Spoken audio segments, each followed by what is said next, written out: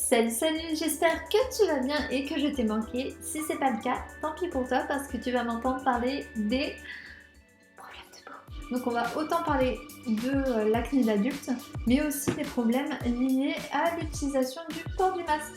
Les frottements, les irritations, etc. Mais ça on verra plus tard. Donc on va commencer par l'acné d'adulte. Let's go! Tu te souviens quand on t'appelait le boutonneux, la calculatrice, le clavier ou encore le tableau de bord? Eh bien, ce sont des surnoms qui sont souvent liés à l'enfance, mais peut-être qu'aujourd'hui tu as encore de l'acné. Et ça, on va pouvoir le traiter. On va essayer de savoir comment l'éradiquer et comprendre pourquoi tu l'as. Souvent, il y a 3 mécanismes de l'acné qui sont liés aux follicules pileux.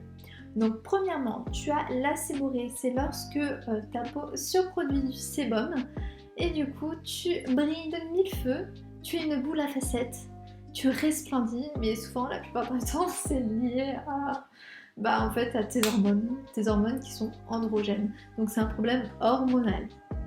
Deuxièmement, tu as la rétention sébacée et l'hyperkératose de ton canal du follicule pileux. Donc pour schématiser de façon simple, tu as ton poil, ta glande sébacée, ta peau qui est beaucoup trop épaisse. Oui, tu as absolument pas de chance. Et du coup, tu as ton sébum qui essaye de sortir mais qui stagne là. Et tu as des bactéries. Donc tu mélanges sébum, bactéries, tu fais ton petit cocktail et tu as un comédon. Troisièmement, tu as l'inflammation. Donc là, j'ai pas besoin de te l'expliquer, hein. Bon, allez, vite fait. C'est rouge, c'est gonflé, c'est chaud, t'as un petit peu de pus, badamada, microkyste. T'as compris le mécanisme de l'acné, donc ouais, t'as différents types d'acné, hein, mais je vais pas te les schématiser tous. Pourquoi tu ressembles à ça? Mais voilà, c'est lié à des différents facteurs qui dépendent de chacun. Donc, tu peux avoir la contraception, tes hormones androgènes, tu peux avoir aussi la malbouffe, la mauvaise nourriture, et ça peut être lié au stress. Donc pour traiter ça, tu as différentes manières. Tu as le traitement oral et tu as le traitement local. Pour le traitement oral, soit tu as les antibiotiques, mais ça il faut aller voir ton médecin ou ton dermatologue pour qu'il t'en prescrive. Soit tu peux prendre, si tu n'as pas de problème de santé en particulier, du zinc. Soit tu as la pensée et la bardane qui sont antifongiques et qui sont séborégulateurs. Mais ça, je tiens bien à préciser, demandez toujours conseil à un médecin ou un professionnel de santé. Après un traitement local, il faut déjà commencer par bien nettoyer sa peau. Donc toujours avec un savon d'eau. On évite les décapants, les purifiants de ce type-là parce que ça risque de trop décaper votre peau et de réactiver la production de sébum. Juste nettoyer de temps en temps sa peau en profondeur. Mais tous les jours, personnellement, je vous conseille plus un savon ou une mousse très très douce qui va permettre de bien nettoyer votre peau de la pollution, du maquillage, etc. D'enlever un petit peu votre sébum, mais ça ne décape pas. Toujours prendre un pH physiologique et éviter qu'il y ait des parfums, etc. Il faut bien faire au moins un gommage une fois par semaine. Le fait d'enlever l'hyperkératose, donc les peaux mortes, d'épaissir un petit peu la peau, ça va permettre à ce que les principes actifs puissent pénétrer en profondeur. Tout ce qui est peeling, ça a tendance à inflammer la peau et à faire une photosensibilisation. Donc jamais le mettre en journée. C'est vraiment très important. Donc en gommage, de temps en temps, j'utilise aussi celui de chez Clinique qui est un petit peu mentholé, donc ça fait un effet frais, il est plutôt pas mal. Par contre, voilà, ce sont des gommages à grains. Les gommages à grains, il faut le faire vraiment très très peu de fois parce que ça peut inflammer votre peau. Faites un masque aussi de temps en temps, c'est très important. Alors, personnellement, moi j'utilise celui de chez Darphin au vétiver. Si vous utilisez une eau micellaire, pensez bien à la rincer. Après, par la suite, je vous conseille de toujours utiliser un petit tonique avec des probiotiques pour refaire votre flore cutanée. Donc moi j'utilise personnellement celui de chez Saint-Germain. Il est plutôt pas mal, il est astringent aussi, donc ça resserre les pores. Après cette phase de nettoyage, il faut toujours hydrater sa peau en journée, c'est très très très très important, c'est la base. Si vous voulez pas avoir un surplus de sébum et pas inflammer votre peau, il faut toujours l'hydrater en profondeur. Donc toujours miser sur des produits qui contiennent de l'acide hyaluronique hydrolysé pour bien hydrater les différentes couches de la peau. un sérum, je ne sais pas si vous êtes au courant, on en met toujours 2-3 gouttes, on vient le tapoter sur la surface de la main et on fait des pressions longues. On vient jamais le masser tout simplement, parce que vu que les principes actifs la plupart du temps sont micronisés, ils risquent de rester sur votre main et pas sur votre visage.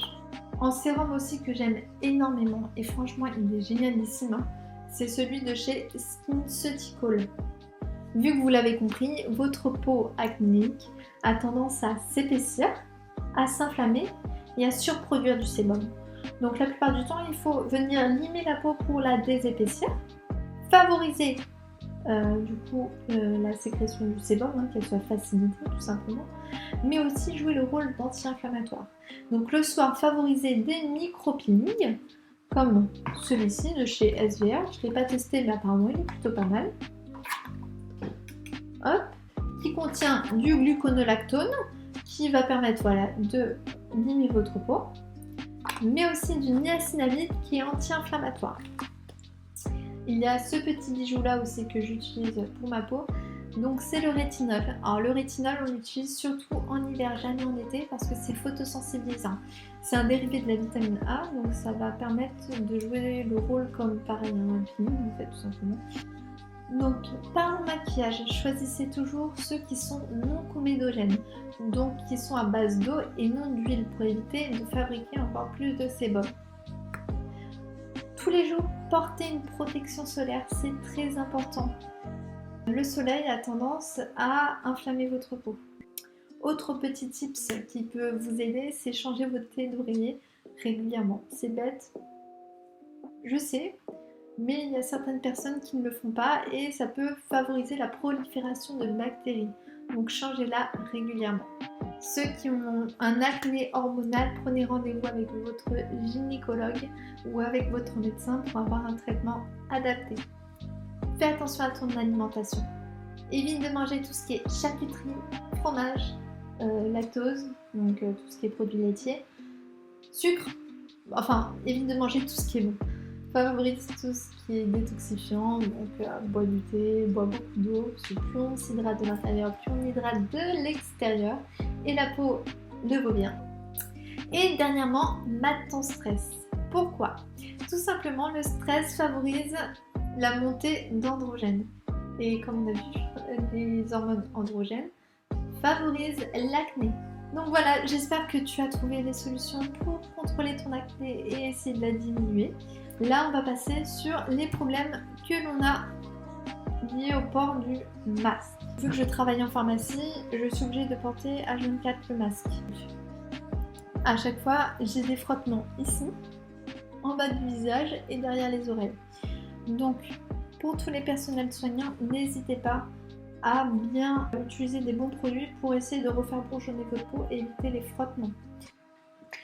J'utilise la vaseline lorsque ma peau est vraiment très irritée, donc au niveau du nez ici, sur la peau est comme brûlée avec le frottement. Et j'utilise aussi la Cicaplast Gel B5, vu que la peau est baisée, j'en mets très peu de la quantité et je viens bien l'appliquer sur les zones brûlées. Pour le reste du visage qui est un petit peu squameuse avec le masque, surtout au niveau des finitions, je viens utiliser celle de chez Eucerin qui est extrêmement riche et je viens surtout insister sur le bas du visage. Et voilà, la vidéo est terminée. N'hésitez pas si vous avez des questions à me les mettre en commentaire, j'y répondrai volontiers. Si vous voulez une autre vidéo sur les problèmes de peau type eczéma, etc., n'hésitez pas à me le faire savoir aussi. Si vous avez aimé, mettez un pouce vers le haut. Si vous n'avez pas aimé, mettez votre pouce vers le bas aussi, c'est pas grave. Mais en tout cas, j'espère que cette vidéo vous aura plu et qu'on se verra prochainement. Bisous.